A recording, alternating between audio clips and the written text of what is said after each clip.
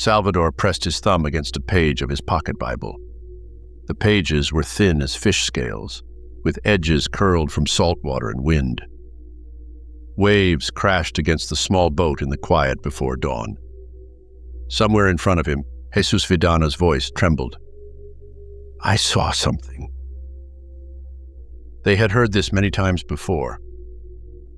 After 9 months at sea, they often saw islands and ships that weren't real, just mirages that disappeared when the sun rose. Still, Salvador stood barefoot, legs unsteady, but unwilling to ignore even the smallest possibility of rescue. All they had left was their faith and the endless blue ocean around them. On October 28, 2005, San Blas sat at the mouth of the Rio Grande de Santiago, a once proud colonial port now reduced to a handful of dusty streets and peeling stucco. In the early morning darkness, sand fleas swarmed around kerosene lamps on the dock as fishermen carried supplies across worn wooden planks. The gray panga looked different from the turquoise or yellow boats common in town. The boat was 32 feet long with two powerful 200-horsepower Yamaha motors. It had arrived from Mazatlan the day before, captained by Juan David Lorenzo, a heavy-set former internet cafe owner who had started dealing in shark fins. He wasn't a seasoned fisherman, but shark fins sold for high prices in Hong Kong, and ambition sometimes passed for seamanship. Juan needed men who knew how to use a timbra, a 3-mile shark longline with 500 hooks. Word spread quickly. Salvador Ordóñez, a short, cheerful man from Oaxaca, who had been catching sharks since he was 9 years old, was the first to join. Salvador recommended Lucio Rendón, tall and quiet, who biked 13 miles each morning from El Limón to fish.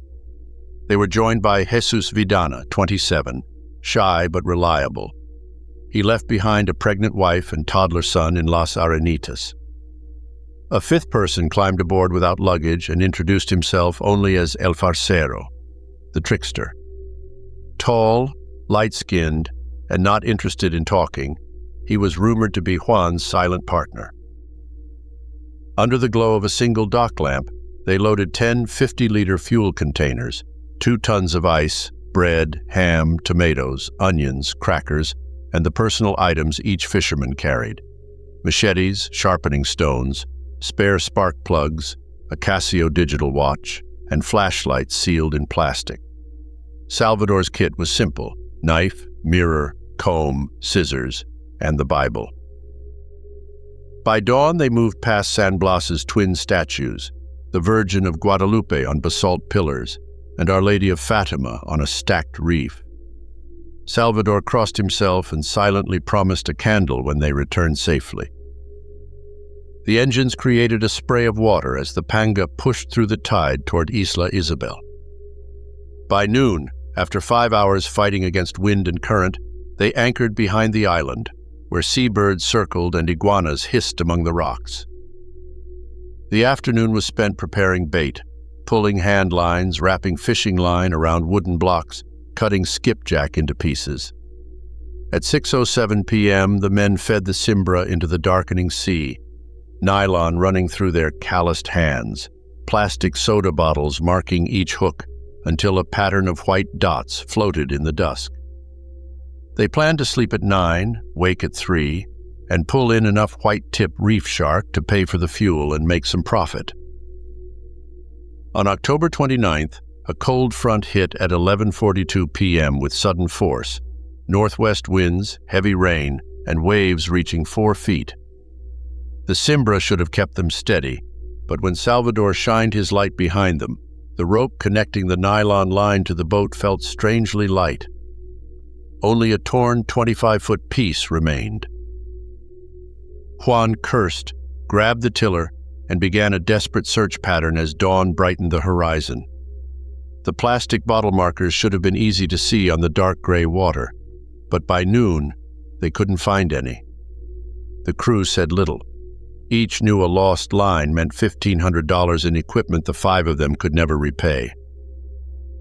Salvador argued to return to San Blas while they still had fuel. Juan's face hardened. "We find it or we go home ruined," he said.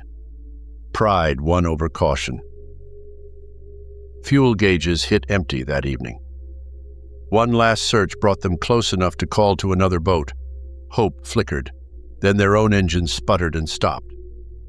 The other boat, afraid of tangling its nets, sped away. The gray panga drifted, engines dead, 57 nautical miles from Isla Isabel. Thirst had become their biggest problem. On their second morning adrift, they drank the last of their fresh water. Melting ice gave them slightly salty water for one more day. After that, they took tiny sips of seawater, pretending it might help their desperate thirst. Headaches pounded behind their eyes. Their muscles cramped painfully. On fourth night, a light drizzle wet their hair and skin, but wasn't enough to collect. On fifth night, real rain at last. They cut the tops off 4 empty fuel containers, cleaned them with seawater, and let water funnel from the bow cover into their waiting mouths. They collected 200 liters, enough to keep death away. "Dios no nos suelta," Salvador whispered. "God will not let us go." Food disappeared just as quickly.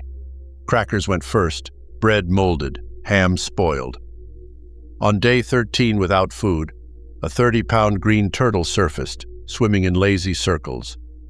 Salvador tied a cord around his waist, dove in, and wrestled with the slippery shell. Lucio and Jesus pulled both man and turtle aboard. They cut off one of the turtle's flippers, and Salvador drank the warm, metallic-tasting blood directly from the wound. Lucio cut off the head, directing the blood into a bucket they passed around like communion wine. They sliced the raw meat into strips, gagged and swallowed. Juan and El Farsero could not eat the raw meat. A week later, a white bird landed to rest. Salvador caught it with his shirt and killed it against the side of the boat. Juan vomited at the smell of hot feathers. In December, frequent rainstorms turned the bow shelter into a water collector. Their plastic containers stayed half full. Dehydration became less severe. Survival made them resourceful. They turned engine parts into hooks, twisted insulated copper into leaders, and used barnacles as bait.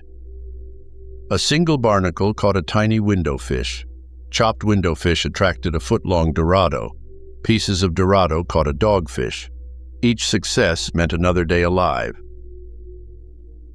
Lucio's Casio watch silently marked the passing days. To fight despair, he scratched dates into the back of the boat with a file.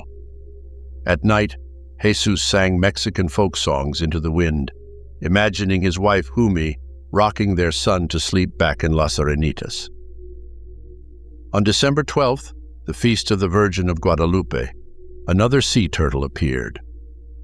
Salvador, being religious, saw this as a sign from God. Juan and El Farsero tried again to eat the meat. Again they threw it up. Weakness hollowed them out. By January, Juan's skin had turned yellow.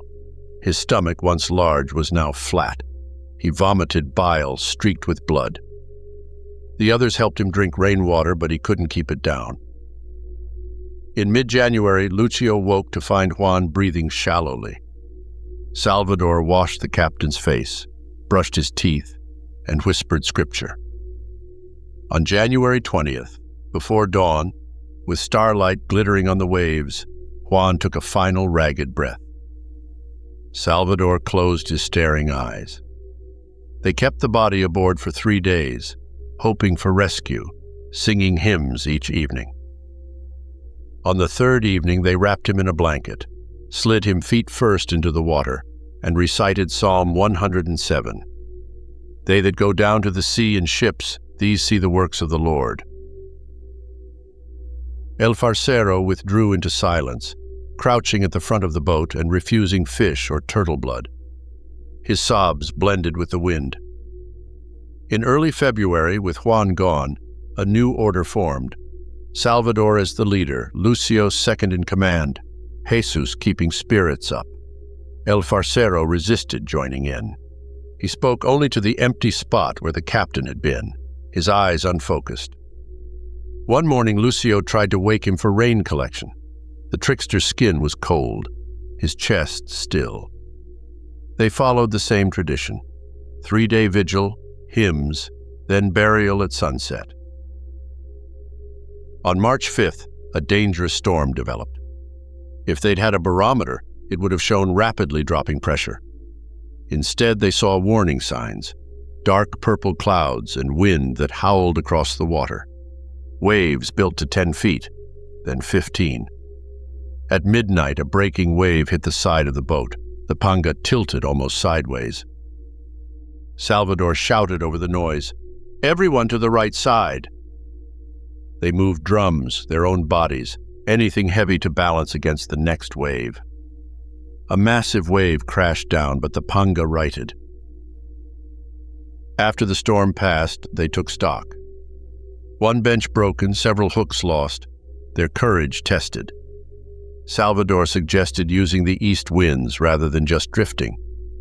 They tore blanket strips, stitched them with fishing line into a makeshift sail, and used the damaged bench to make 2 crooked masts wedged between the sides of the boat. Jesus objected, mentioning an article he'd once read. 700 nautical miles offshore is the point of no return. Salvador answered with Genesis, "Set thy face forward." Eventually Lucio agreed. The sail filled with wind and the bow moved westward at about 4 kilometers per hour. Between April and July, the Casio watch kept ticking.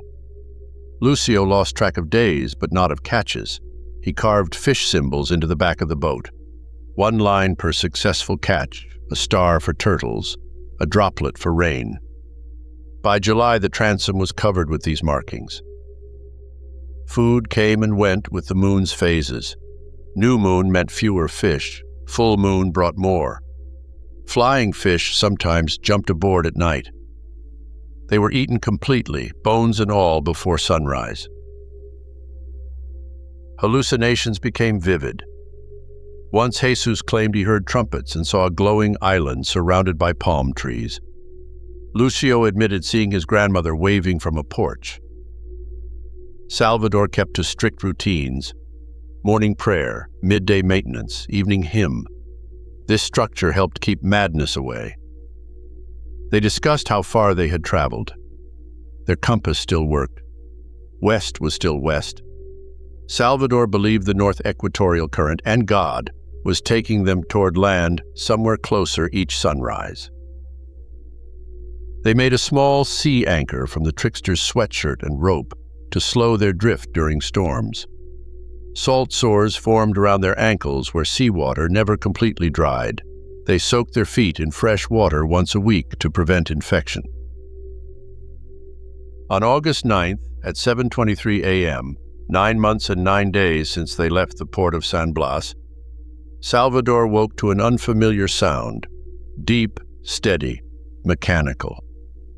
Through tired eyes, he saw a white bow cutting through the waves. Energy surged through his starved muscles. He called out, harsh and raw, until Jesus joined in. Lucio flashed sunlight with Salvador's mirror. Miraculously, the ship changed course. A small boat came first, 2 Taiwanese crew members wearing bright life vests. Language was a barrier, but desperation needed no translation. Salvador fell into their outstretched arms. The deck of the fishing vessel felt incredibly wide, solid, and hot under his feet. They drank measured cups of water, then sweet tea, then rice porridge. A medic put iodine on their salt sores. Another crew member cut 8 months of hair, revealing scalp as pale as bleached coral. The Taiwanese crew gave the survivors miso soup, sushi, even canned peaches as soft as dawn. Jesus ate everything, then slept for 18 hours straight in an air-conditioned bunk. 2 weeks later, on August 20th, they docked at Majuro in the Marshall Islands. Doctors said they were surprisingly healthy, They had lost 30 to 40% of their body weight and had mild heart rhythm issues. Lucio's ear had scarred over, and Salvador's vision was damaged by the sun, but still worked. They gained 9 pounds between rescue and reaching port. On August 27th, Mexico City's Benito Juarez airport filled with noise when the three emerged from customs. Families, TV crews, banners saying, "Miracle of the Pacific."